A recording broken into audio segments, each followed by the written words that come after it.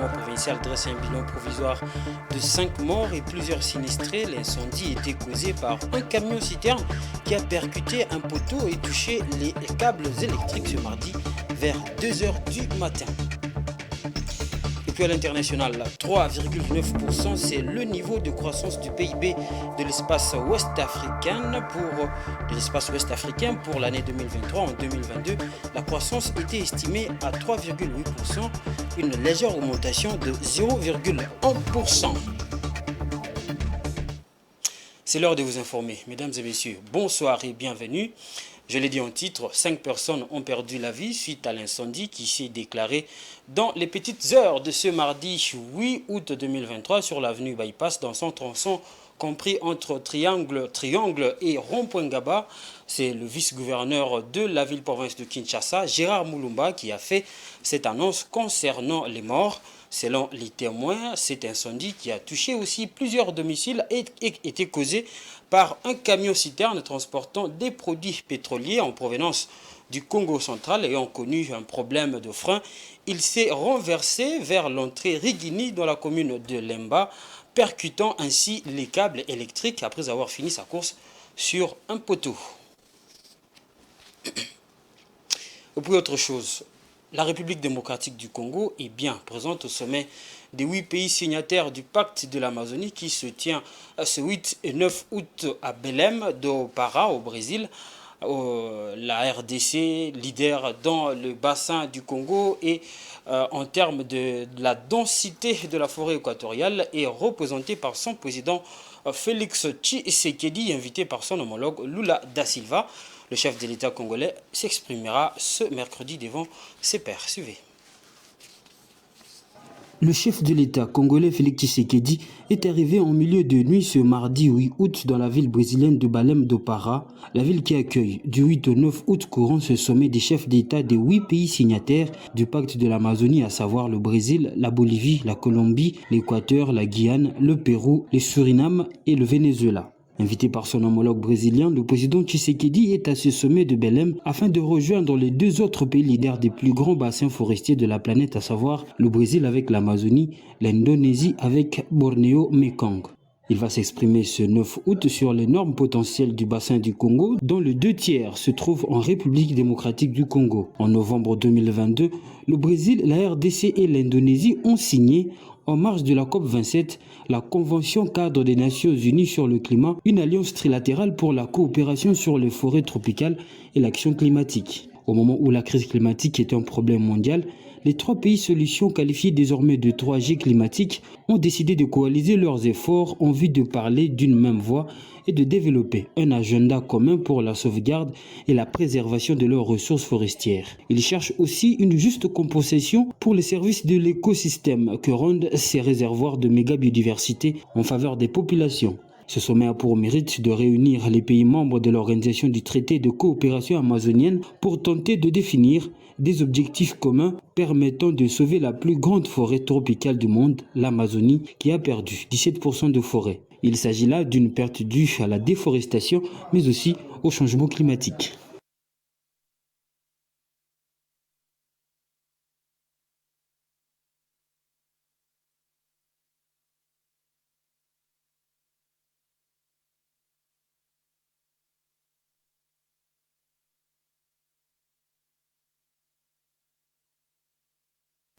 Disait le vice-premier ministre en charge de l'intérieur, sécurité et affaires coutumières, Peter Kazadi, a annoncé à l'issue d'une réunion qu'il a présidée avec les responsables de la police nationale congolaise le début de recrutement de 13 000 policiers pour renforcer la sécurité à travers le pays. Toujours au cours de cette réunion, le vice-premier ministre a pris quelques décisions pour lutter contre les embouteillages sur les routes de Kinshasa. Le vice-premier ministre chargé de l'Intérieur, Sécurité et Affaires coutumières, Peter Kazadi, a annoncé ce lundi 13 août, à l'issue d'une réunion qu'il a présidée avec le responsable de la police nationale congolaise, les débuts du recrutement de 13 000 nouveaux policiers pour renforcer la sécurité à travers le pays. Selon le commissaire général adjoint chargé de la police administrative, le général François Abavan, ces recrutements se fera sur toute l'étendue du territoire national. Pour ce faire, dit-il, une commission nationale des recrutements sera mise en place. Cette commission aura des sous-commissions au niveau des provinces du pays. Concernant le recrutement des policiers, il est décidé à partir d'aujourd'hui que le recrutement est lancé. Donc le recrutement va démarrer. Nous allons seulement donner le temps en parlant à toutes les provinces, les commissariats provinciaux dispersés à travers le pays pour que ce recrutement commence et continue. Voilà. Le recrutement se fera à travers tous les territoires nationaux, dans les 26 provinces. Nous allons là créer une commission nationale de recrutement et au niveau des provinces, il y aura des commissions, sous-commissions de recrutement. Plusieurs autres sujets ont été abordés au cours de cette réunion, dont la lutte contre les embouteillages récurrents dans la ville-province de Kinshasa. À ces sujets, d'après la cellule de communication du ministère de l'Intérieur, des mesures drastiques ont été prises, telles que l'interdiction des circulations de gros camions pendant la journée dans la ville de Kinshasa et le monnayage de contraventions routières.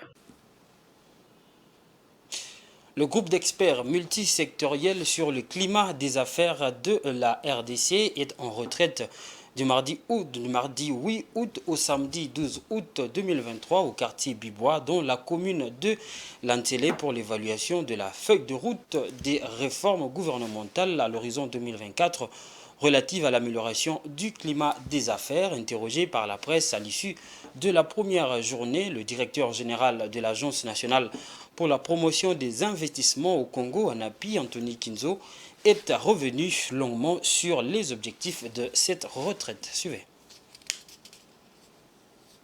Il est important que je puisse replacer cette retraite dans un contexte. Nous sommes à la 106e réunion du Conseil des ministres, le 28 juillet 2023, où les membres du gouvernement ont décidé qu'il puisse y avoir ce qu'on appelle l'élaboration d'une nouvelle feuille de route. Et cette décision a été prise à la suite de la présentation de par son Excellence Madame la ministre d'État du plan d'urgence qui a été validé de commun accord, avec brio d'ailleurs au niveau du gouvernement. Et c'est dans ce cadre-là, dans le cadre du plan d'urgence, du reste qui a été mis en place par le groupe thématique du climat des affaires qui a réuni les différents ministres informateurs. Et cette réunion du groupe thématique avait fait en sorte que nous puissions arriver à cette question de la révision de la feuille de route. Et cette feuille de route entre dans une ligne de conduite normale du processus d'évaluation des réformes dans le cadre du climat des affaires. Qu'est-ce que nous sommes en train de faire ici? Nous avons réuni différents services de plusieurs secteurs. Nous avons l'administration publique dans le secteur du ministère des Finances. Nous avons ici la Direction générale des impôts représentée, la DGDA, le ministère de l'Industrie, la DGRADELA, le ministère de l'Intérieur, nous avons le ministère de l'Agriculture, nous avons des professeurs d'université et nous avons dans ce cadre-là demandé à tous les différents services d'envoyer leurs experts, autant de l'administration que des cabinets politiques. Pourquoi les deux services? C'est pour faire en sorte qu'il puisse y avoir une pérennisation lorsque les politiques partent, l'administration garde leurs réformes. Maintenant, nous avons demandé à ces services de pouvoir donner l'évaluation de la feuille de route qui avait été validée en 2021, 2 fois d'ailleurs, et cette évaluation va nous conduire à l'élaboration d'une nouvelle feuille de route. Il est important de noter que c'est un exercice qui nécessite une appropriation à tous les niveaux. Ce que nous attendons ici, ce sera cette évaluation de la feuille de route. Ce que nous attendons ici, ce sera la définition de la nouvelle feuille de route. Et je peux vous dire une chose, c'est que nous avons un soutien extrêmement important de la cellule climat des affaires de la présidence, qui du reste est passé et qui a présenté les résultats du baromètre national sur le climat des affaires. C'est dans ce cadre d'inter-institutionnalisation que nous avons mis en place cette retraite qui va aller jusqu'au 12. Vous avez vous-même suivi qu'il y a des présentations de différents secteurs. Nous avons vu le COREF présenter la politique des finances publiques. Nous avons vu le numérique présenter la politique numérique, l'énergie. J'ai moi-même placé le cadre et nous sommes donc en train d'avancer. C'est un exercice qui est extrêmement important. Pourquoi? Parce que cela va baliser différentes réformes, différentes actions de différents ministères. Et le vœu le plus cher que j'ai, c'est que ça puisse être pérennisé, ça puisse traverser les gouvernements, traverser les différents mandats pour qu'on puisse finalement intégrer la question de réforme dans le cadre du climat des affaires. Je vous en prie. Merci. Dans le secteur de l'enseignement, sachez que la publication des résultats de l'examen d'État édition 2023 est annoncé pour le 18 août prochain.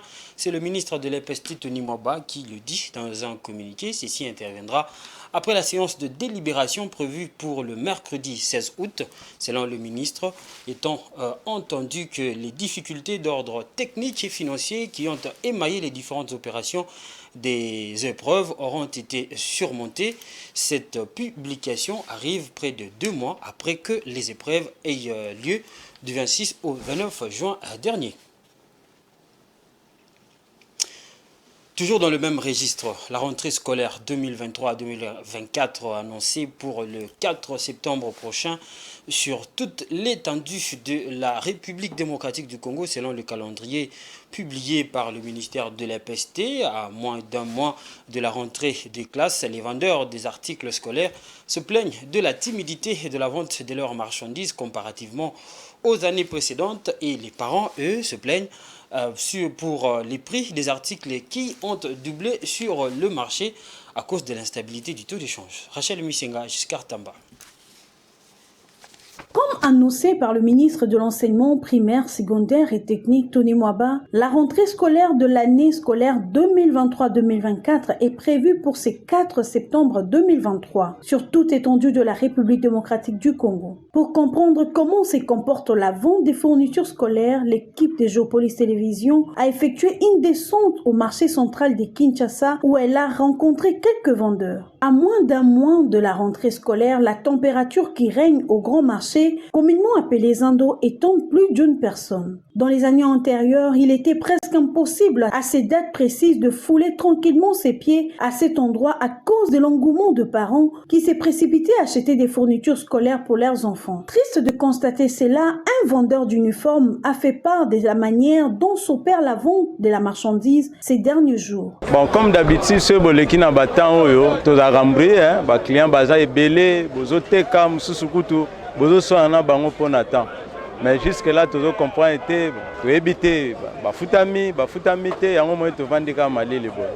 Mais le réseau boma biso, le la na franc eza likolo, bozo somba en dollar, bozo teka en franc, tant boluka bo convertir na dollar, donc le ministre de l'EPST, Tony Mwaba, a interdit en début du week-end dernier aux chefs d'établissement scolaire d'imposer aux parents d'élèves l'achat des uniformes et autres fournitures scolaires. Malgré cela, les quelques parents rencontrés au grand marché se sont aussi exprimés en expliquant pourquoi ils tardent encore à acheter tout ce qu'il faut pour leurs enfants. Pour les uns, les taux élevés du dollar affectent le prix de biens sur le marché, alors ils sont dans l'impossibilité d'acheter. Pour les autres, ils sont encore non payés et appellent au secours aux autorités pour cette rentrée scolaire.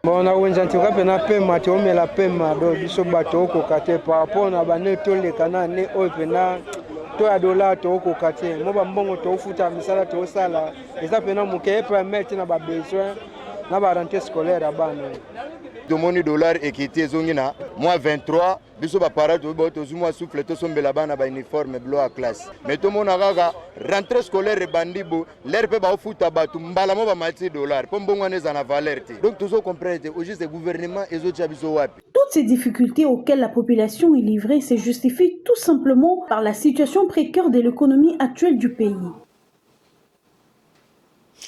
Voilà, vous informer, c'est aussi au-delà de nos frontières. Maintenant, on va parler de l'information avec la page internationale.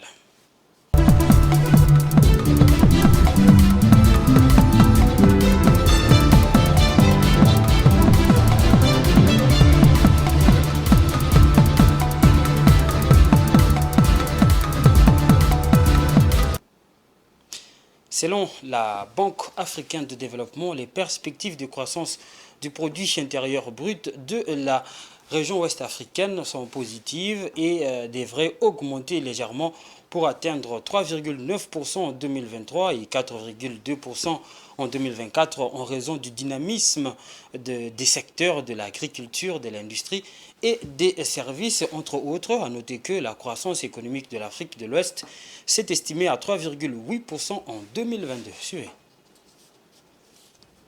Alors que la sous-région ouest africaine a connu un ralentissement de sa croissance économique en 2022, se situant à 3,8% contre 4,4% en 2021, les perspectives économiques de la zone pour l'année 2023 sont plutôt prometteuses. Les conclusions du nouveau rapport de la Banque africaine de développement révèlent une légère augmentation de la croissance des économies ouest-africaines qui devrait atteindre 3,9% en 2023 et 4,2% en 2024.